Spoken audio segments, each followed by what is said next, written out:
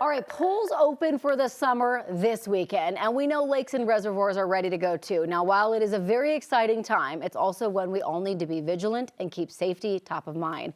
Tom Tersick from Goldfish Swim School joins us now. Thank you so much for coming in. Thank you for having me. I know my family is so excited about the pools.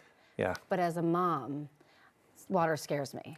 So I think this is why it's so important to bring you in and talk about it. So first of all, what should every parent know when it comes to water safety? Well, the reason we're so happy to be here, thank you for having us, is this is Water Safety Month. And we like this month because it gives us the opportunity to promote the concept of water safety. You know, unfortunately, still today, drowning is a huge problem in America. It happens frequently, and it's largely due to the fact that parents are just not aware of the safety skills, the basic skills they just need to know, their kids need to know.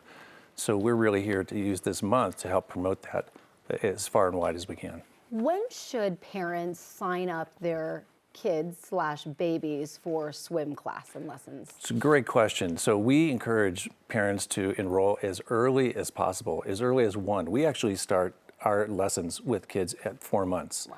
And we do that because it's instinctive for them at that period of time in their life. They understand what they're doing, and they just quickly grasp the concepts of floating and safety and movement. Yeah, I read this stat. It says, according to a recent survey, 2/3 of families plan to spend time near the water this summer, but only 1/3 of parents feel confident in their kids' swimming abilities. That's right. That's scary. It is scary, and as we head into swim season, there's just a few essential tips that we encourage every parent to understand and know. The first one is basically just enroll in lessons anywhere near you, quality swim lessons. And as I said, we encourage you from 1 year on or younger if you can get into our schools. The second one is, and you've seen this commonly, where people are using floaties. Yes. If you choose to use flotation devices of any sort, we highly recommend you swap out those floaties for U.S. Coast Guard approved life jackets. That should fit firmly against the chest and the shoulders. They're available in every major sporting goods store. I feel like you really have to look at labels these days because Amazon sells so many of them, but they are not Coast Guard certified. Correct. You need to see that they are Coast Guard approved life jackets. And then the second thing is, since you're looking for life jackets, hopefully, you're buying new swimsuits for your kids. Yes. Now, this is really interesting, but it's really factually true. The brighter the swimsuit, the easier it is to see your child in the water. Yes. So we discourage parents from buying purple, blues, dark green swimsuits. It's hard to see under the water, particularly when there's multiple kids in the water. Neon pink, neon orange. Neon pink, yes. The brighter, exactly. the better. That's so the way great. to go. Yeah. Also, talk a little bit about fin belly flipper. What is that about? Yeah, it's a great question. So there's 3 essential skills that we start all of our kids with, and we encourage our parents to practice with kids when they're in the water.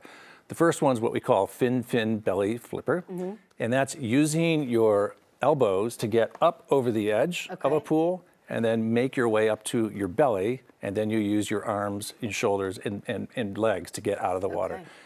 It sounds awkward, but kids learn it right away, and once they know it forever. You got to do things that stick with them. Yeah. Fin belly flipper. I mean, that's good. Yeah. You were talking about how really it's important for kids to be able to figure out how to get a breath of fresh air if they're feeling fatigued and how to get out of the pool, right? Yeah. So the following 2 tactics we'll teach our kids right away. Once they learn fin belly flipper, which is getting out of the pool.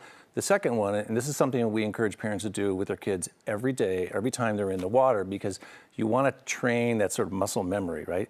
So when a child jumps in the water, we encourage them to turn, swim back, and get out of the pool. And it's just a regular practice again and again and again and again, so that if they ever find themselves fatigued or fearful they're in water, they don't look across the pool to see the long distance. They just know that they can turn right behind them and get out from where they came in. That's so great. And then the third tool, and it's a fun one, a fun skill for kids, is what we call the sea otter float. Sea otter float is simply turning yourself over in the water, putting your head up and breathing. Yeah. Every child can do it.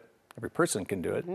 And we encourage this, and as I said earlier, the younger they are, the quicker they learn this skill. Yeah. And it's a life-saving skill. Yes, and those are the 3 essential skills. So important. I'm so glad you came in, Tom. Thank you so much. Thank you for having me. Really appreciate it. From Goldfish Swim School. Yes. Get those kids in lessons before they head out in the water. Thanks Thank for you so coming much. in.